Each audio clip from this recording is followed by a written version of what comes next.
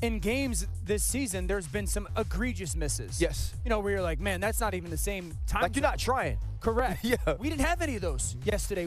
There was a lot of, even an incompletion was a close incompletion or a just off thing. And so I think if you just took a game plan of what you thought was going to be best for him, we saw that yesterday. And the other big piece of it is this, too. Like, sometimes – and I'm not saying he wasn't taking it seriously, but sometimes you don't take it seriously enough. Sure. Sometimes you have those bad misses or bad plays, and you say, I'll get the next one. Right. They showed you that you might not have the next one. And he played with a great sense of urgency, and I believe that's why this team finds a way to win. Think about one drive. I mean, that game-winning drive where he marches them down the field, that drive could be the turning point in his career, saying, okay, now you take off as being that star that they drafted him at the number 4 And not only a turning point in his career, the last time you played for this team, you tapped yourself out.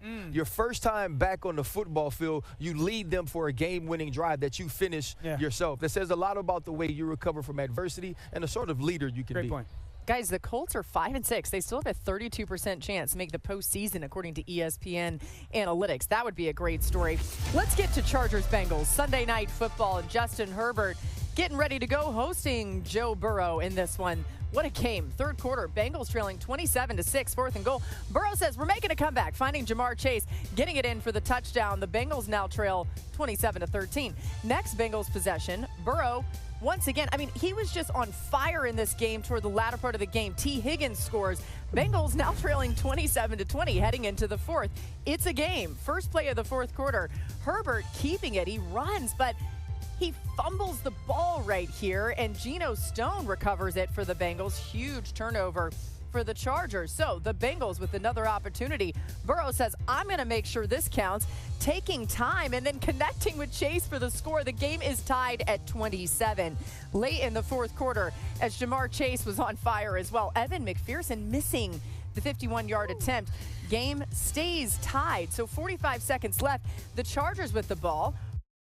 Herbert downfield. Ladd McConkey has stepped up so big for this Chargers team at midfield now.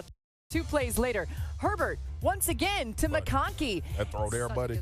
Unbelievable. The Chargers now in field goal range. Very next play, Herbert hands it off to J.K. Dobbins. He takes it into the end zone. The Chargers win 34-27. So many opportunities for the Bengals to win this game, but entering the season, the Bengals had the second highest % chance to make the playoffs in the AFC, according to ESPN Analytics.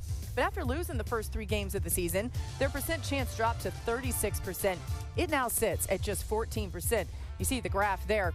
Following losses to the Ravens and Chargers, Marcus, are the Bengals now done when it comes to their chances at the playoffs? And I say this as somebody, we've watched this Bengals team and we're like, oh my goodness, there's so many times this offense feels like they're championship caliber, and yet they can't win these games. They're done, Boogie. They're done. And listen, we've seen, think about this, and we were talking about it last night at the house.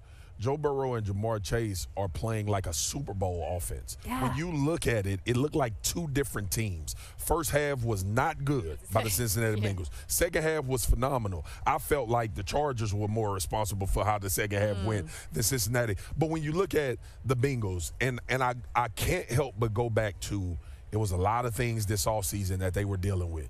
Joe Burrow obviously not being fully healthy throughout camp. Jamar Chase with his contract situation. T has been in and out of the lineup, and they've still managed to be able to put a lot of points on the board.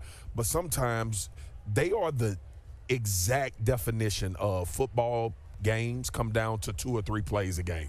Literally the definition of it. So as hard as it is to say that, because they can score 35 at any time, yeah, I firmly believe that they are done. They too far down the totem pole at this point. Part of me wants to point out that the offense was not, you said, as you said, but to emphasize, the offense was not good in the first. I felt like Joe Burrow was really feeling the rush in the first half.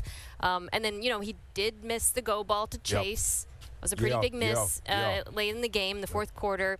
But I say that not to criticize Burrow, but to point out the margins for him are so small. Mina, let me ask you this, because this is why, when you said that, Do you think there's a sense of that offense that they playing do or die football every 100%. possession? 100%. Yeah. No question. And when I look He at knows.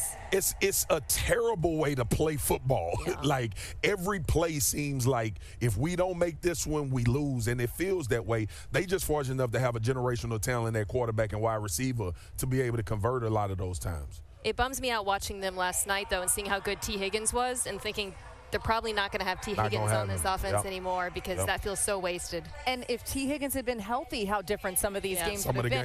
The Bengals are 1-6 in one-score games this season. They're tied with the Jaguars for the worst record in the NFL. They've had the opportunities, but haven't been able to get it done. More to come here on NFL Live. We're glad you're with us on this Monday, leading into Monday Night Football. The Chiefs' undefeated run has come to an end. Why couldn't they close it out?